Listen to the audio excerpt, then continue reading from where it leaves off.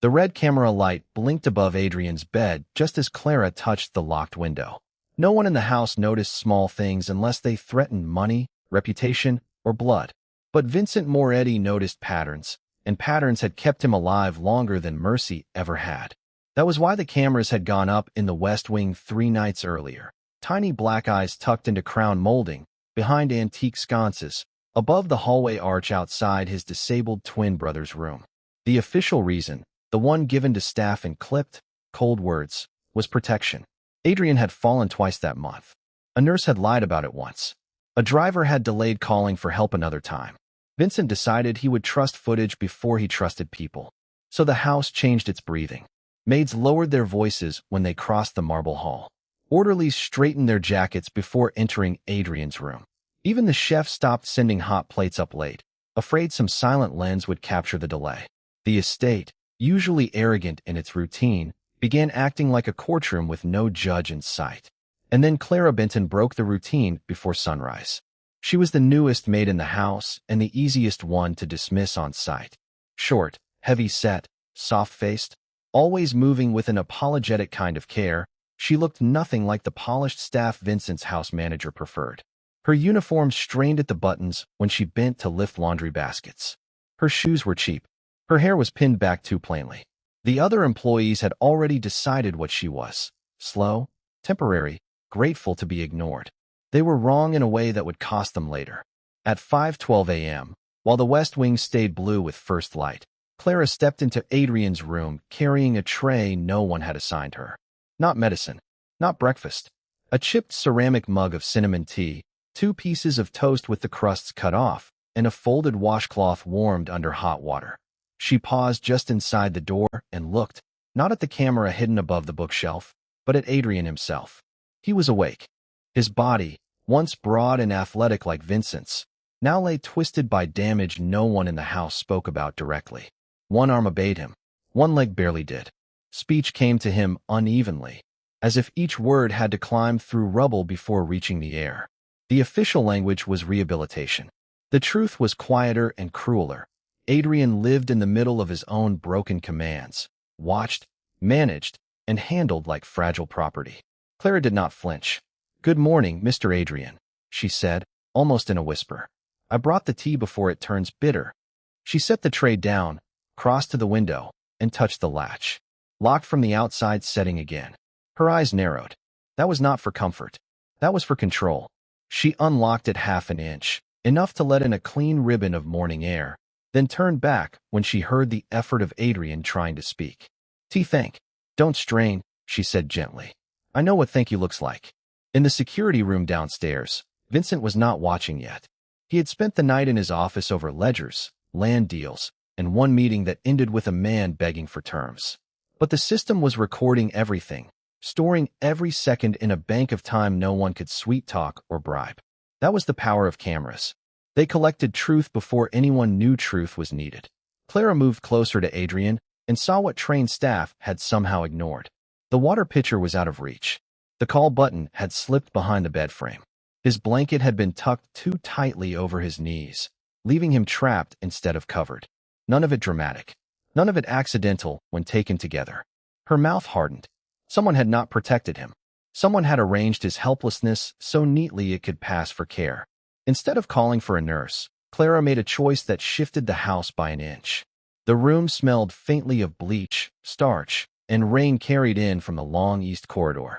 Evening light pressed through the tall windows in pale gray bars, laying prison stripes across the polished floor and the edge of Adrian Moretti's blanket. Somewhere below, the mansion moved in its usual expensive hush, silver on china, shoes on marble, the low murmur of staff trained to disappear. Up here, the silence meant something uglier. It meant a man who could not easily reach his own water had been left to thirst in a house built to worship comfort. Instead of reporting the problem, Clara crossed the room and broke the routine. Her hands were soft but deliberate as she loosened the blanket from Adrian's knees, careful not to jolt the rigid line of his legs. She moved the pitcher within reach, pulled the call button from behind the bed frame, and slid a folded hand towel under his wrist so his fingers could rest without strain. None of it took more than 30 seconds. Yet each correction exposed how wrong the room had been arranged before she entered it. Not sloppy, not busy, directed. Better? She asked. Adrian looked at her, as if the question itself were rare. He was Vincent Moretti's twin by blood and opposite by fate. Same dark eyes, same severe bone structure, but where Vincent's body cut through rooms like a blade, Adrian's remained captive to the chair beside his bed and the limits his damaged spine imposed. People often mistook stillness for ignorance around men like him. Clara did not. She saw it immediately in the way his gaze tracked every object she touched, every inch she restored to usefulness, every indignity she erased without making a show of pity. My right hand cramps after 10 minutes, he said quietly. They know that. The words landed harder than any accusation. Clara turned toward the bedside table. The glass there had been filled only halfway. His medication sat unopened, though the schedule card beneath it showed the 6 o'clock dose should already have been given. A soft red mark pressed into the side of his wrist where he had apparently tried, and failed, to reach the call button. The house had not merely neglected him. It had learned how to neglect him politely. Who was last in here? Clara asked. A pause. Then Adrian gave a small, humorless smile. You're new. Not an answer. A warning. From downstairs came the distant roll of men's voices, then sudden laughter, sharp, male, careless. The world of power was gathering somewhere below, and as always, it expected this room to remain invisible. Clara glanced once at the corner molding where the dark eye of a security camera was tucked almost seamlessly into carved wood. Vincent had installed cameras for protection. Everyone in the household knew that. What no one seemed to understand was that protection worked both ways once somebody honest stepped in a frame. So Clara did something no one else in that house had bothered to do. She bent until her face was level with Adrian's and spoke to him like a man whose answer mattered. Do you want me to leave things the way they were? She asked. Or do you want me to remember? For the first time, something changed in his expression. It was not gratitude yet. It was recognition.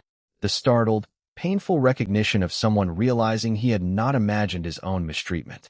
Remember, he said. That single word shifted the balance in the room. If respect matters to you, stay close. Because quiet people often carry the evidence loud people fear most. Clara nodded once, then reached for the notepad by his lamp. Not to complain. Not yet. To learn the rhythm of the damage. She asked what time breakfast usually came, who handled his evening medication, who tightened the blanket too far, who liked the curtains closed even when he asked for light. Adrian answered in brief, measured sentences, each one stripped of drama, which made them more disturbing. A missed transfer on Tuesday. Cold food on Thursday. A phone placed just beyond his fingers. Morning arrived in the Moretti house, without warmth. Silver trays moved through the corridor on practiced hands, wheels whispering over old runner carpets, coffee breathing up in bitter curls, linen napkins folded with military precision. From a distance, the estate still looked disciplined, expensive, untouched. Up close, the discipline had started to resemble neglect polished into routine. In the downstairs kitchen, the hierarchy was louder than the clatter of plates. Orders snapped. Eyes slid away. Nobody liked being questioned by a maid, especially not one they had already decided was soft, slow, and too plain to matter. Clara stood near the service counter with a grocery pad in one hand and the breakfast log in the other, her black uniform still damp at the cuffs from sink water. She did not sound defiant when she asked who signed off on Adrian's meal trays. That was what unsettled them. Quiet questions often walked farther than angry ones. Why do you care? The head cook muttered without looking up. Clara set the tray card flat against the steel counter. Tuesday, low sodium, no citrus, oatmeal soft enough for easy swallowing. What had reached Adrian's room had been dry toast, overcooked eggs, and coffee left out long enough to turn stale. Thursday's card showed soup and fruit. He had received broth so thin it looked like dishwater and fruit cut into pieces too large for one-handed lifting. I care because somebody wrote one thing and sent another, she said. The dishwasher stopped rattling for half a second. Then the room resumed, but not naturally. A spoon hit a pot too hard. A pantry door shut too quickly. Tiny sounds. Tiny fractures. Clara did not raise her voice. She asked for the medication sheet next. A young houseman laughed under his breath and told her to leave nursing matters to people with better jobs. The laugh died when she laid 3 details side by side like cards in a rigged game. The breakfast log, the evening medication initials, and the note from Adrian's physical therapist requesting water intake be monitored every 2 hours. The initials changed ink color midway through the week. The water chart was filled in with identical handwriting, identical slants, identical pressure, as if thirst could be managed in perfect script. Someone had been signing care that had not happened. The truth did not explode. It spread. By noon, the east corridor had changed temperature. Staff passed one another more carefully. Doors that usually stayed open were nudged shut. The house manager, Mrs. Bell, summoned Clara into the linen room instead of her office, which was its own kind of warning. Shelves towered with pressed sheets and cedar sachets. The air smelled dry and expensive, the way concealment often did. Mrs. Bell's smile never reached her eyes. You are employed to clean, not to audit. Clara kept her hands folded in front of her apron. Then, maybe someone else should explain why his chart says he was turned at 10 p.m. on a night he still had marks on his shoulder at midnight. A beat of silence. Not outrage. Calculation. Mrs. Bell stepped closer, lowering her voice until it turned silky. She said the household had standards, that gossip damaged everyone, that men in recovery were often confused, embarrassed, resentful. Then she offered Clara something uglier than a threat because it wore the shape of kindness. Easier shifts, cash in an envelope, and a recommendation to another house if she would stop asking questions upstairs. Clara looked at the woman and finally understood the scale of it. This was not one lazy nurse. Not one missed tray. The harm around Adrian had structure. It had signatures. It had protection. No, she said. Just that. The word landed harder than shouting. By late afternoon, the retaliation came dressed as correction.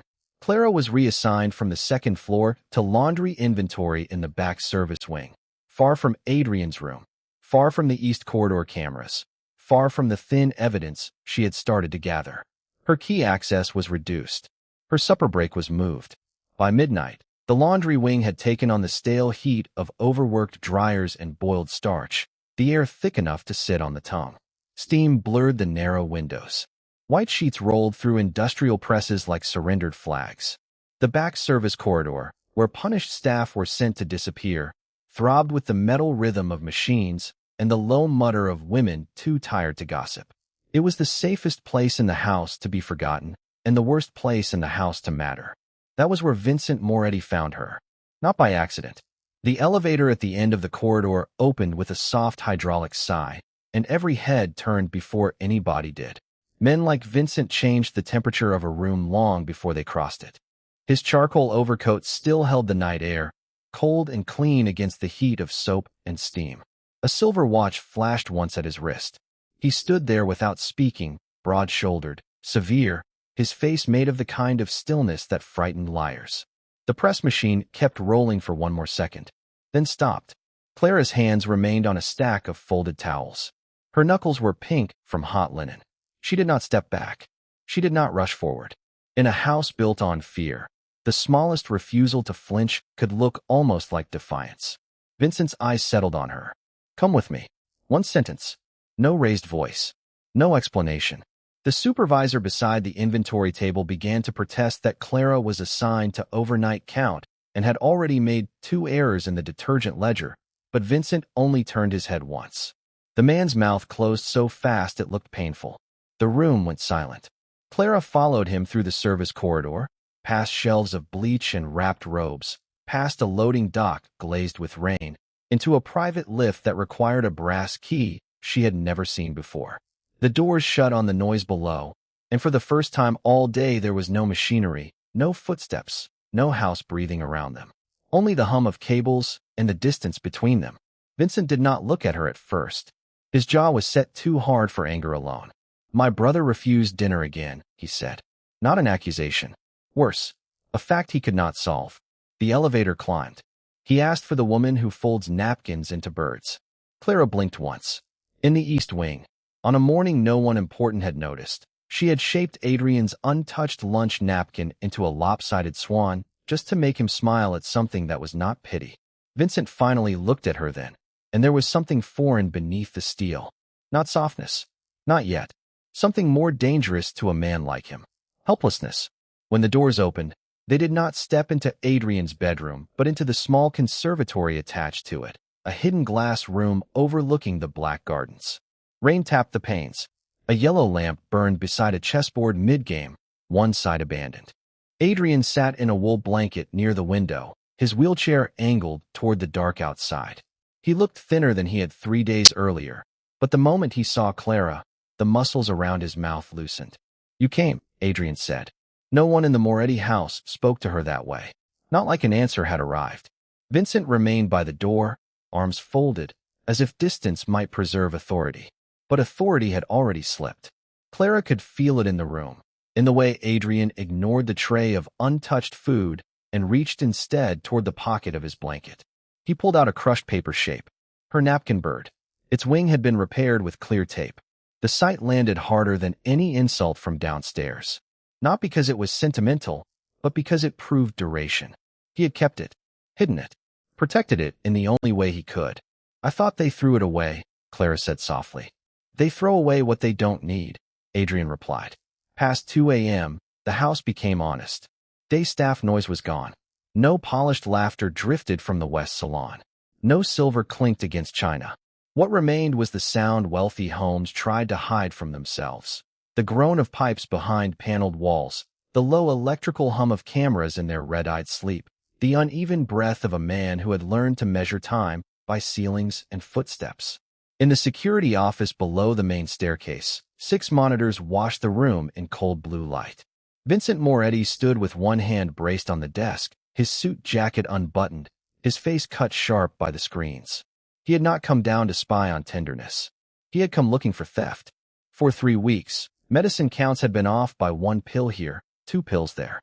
Wheelchair maintenance had been billed twice. Staff explanations arrived too fast, too polished, too alike. Vincent trusted books even less than people. So just after midnight, he ordered the night security chief out of the room and began checking the archived feeds himself, hour by hour, corridor by corridor, building a pattern from silence. A timestamp from Tuesday, 11:43 p.m. East Corridor. Adrian's room. He slowed the footage. The camera showed what it had always shown.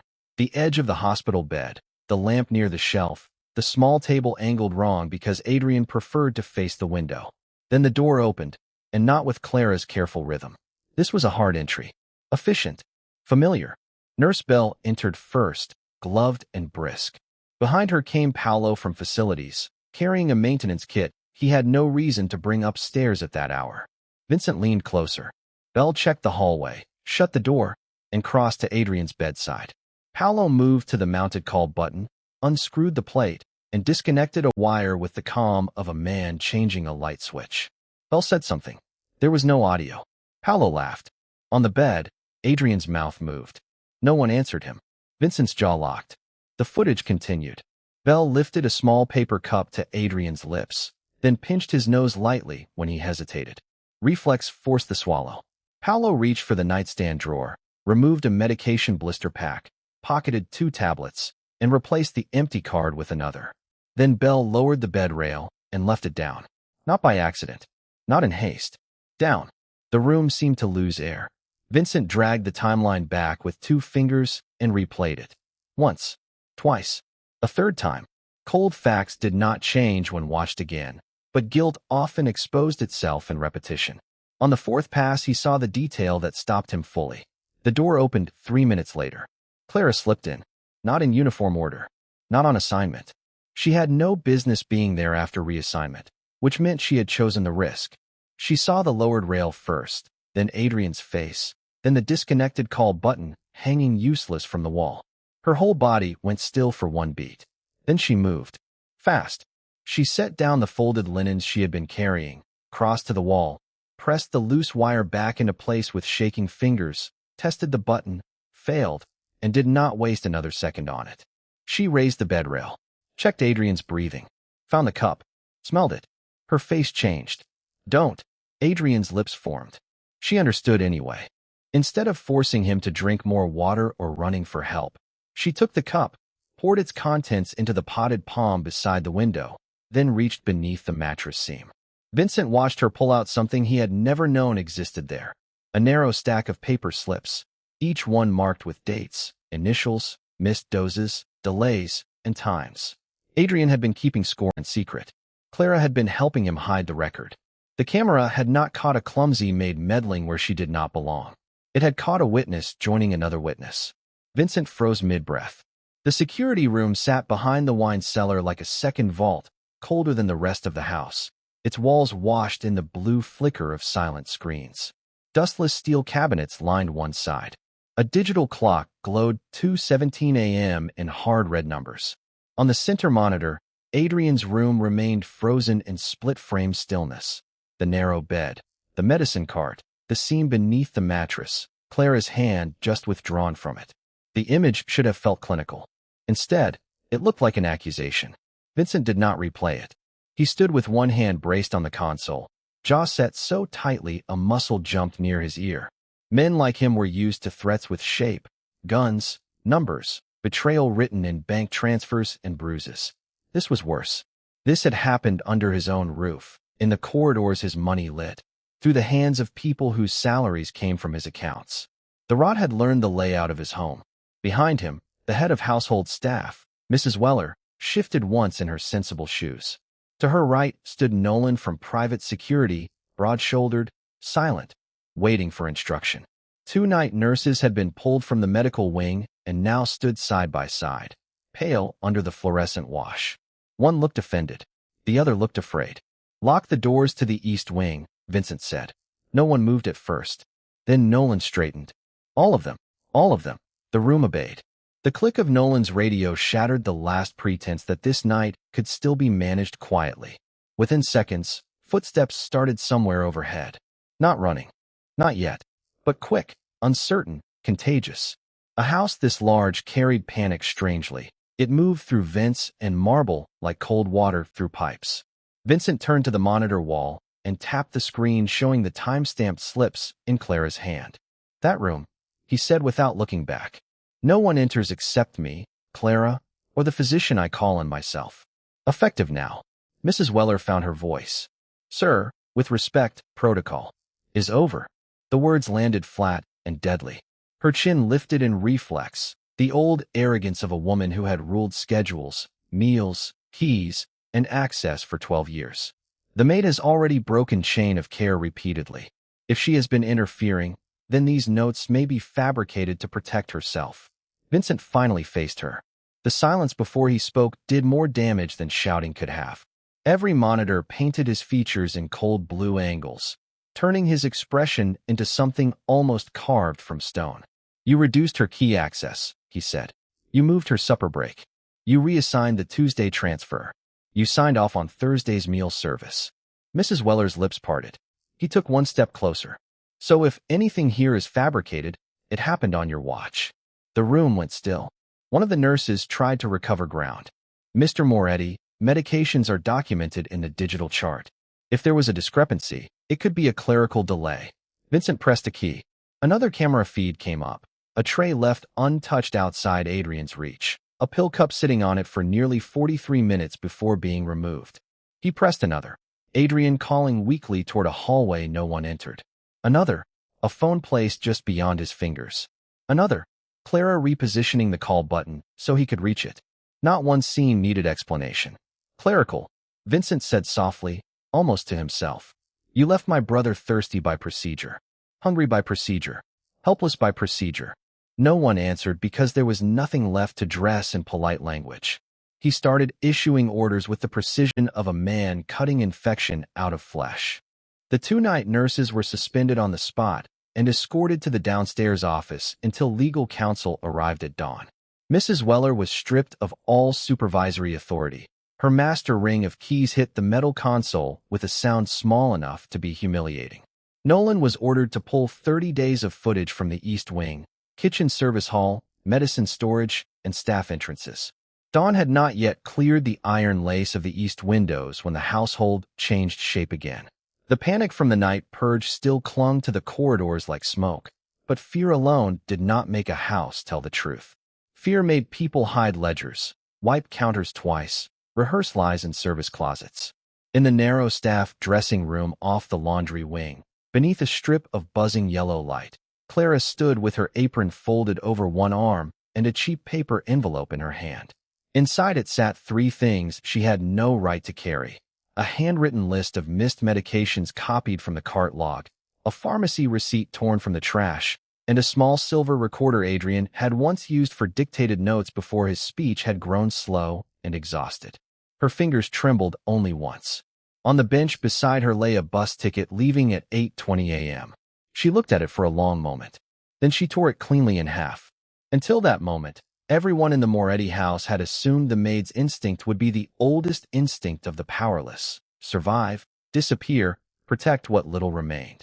They had cut her break, reduced her access, mocked her weight, watched her like a thief, and now, after one night of exposure, it would have made perfect sense for her to take her final pay envelope and run before blame found a new target.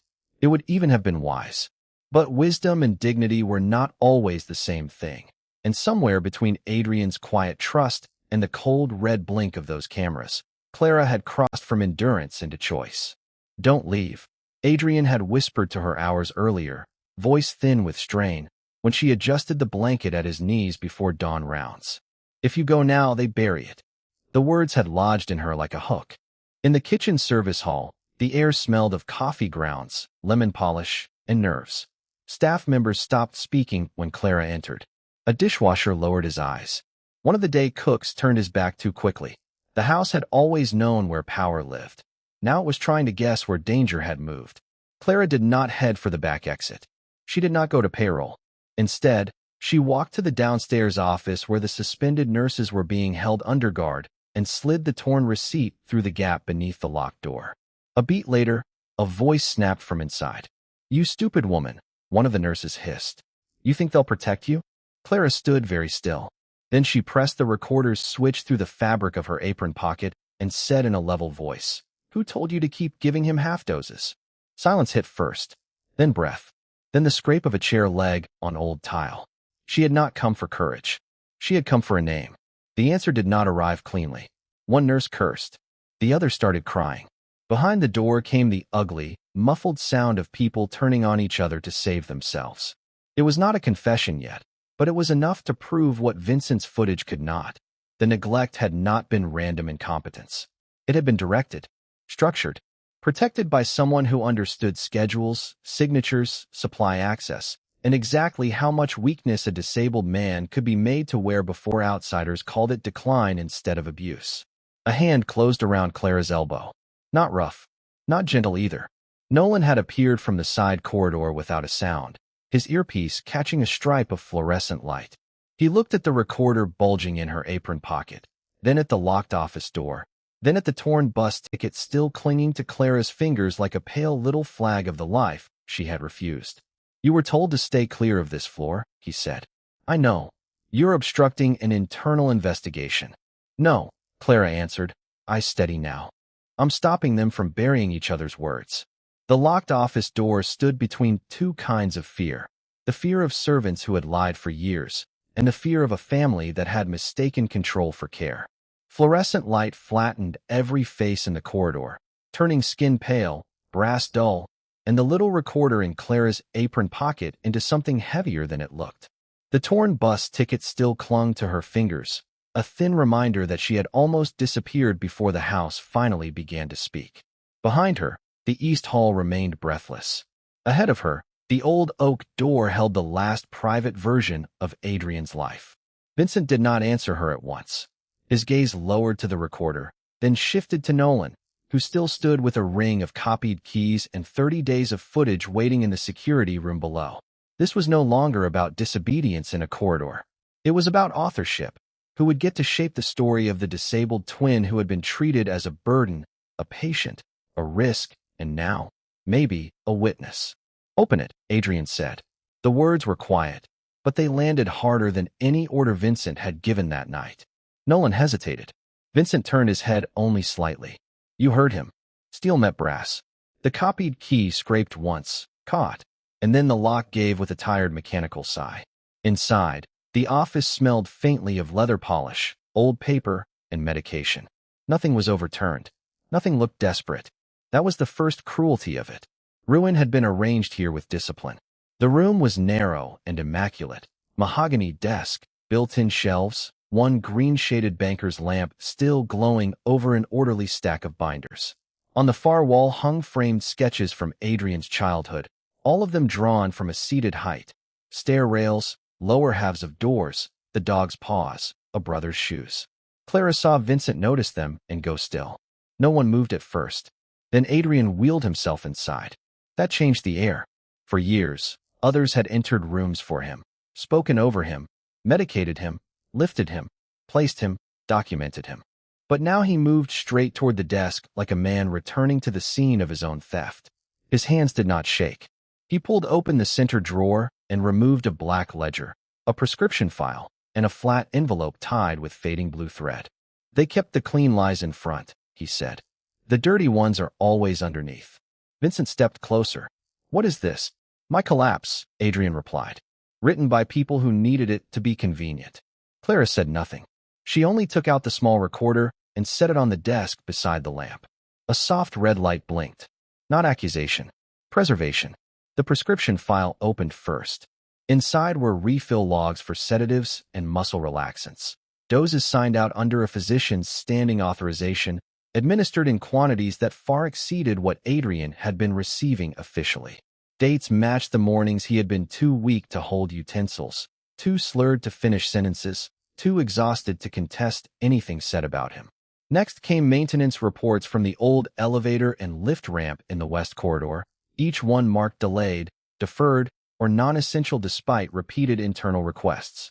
Then the envelope. Vincent untied the blue thread. Inside sat half a dozen typed letters, never mailed, all bearing variations of the same message to a long-term care advocacy office and to an attorney in Charleston. Requests for review. Complaints of chemical restraint.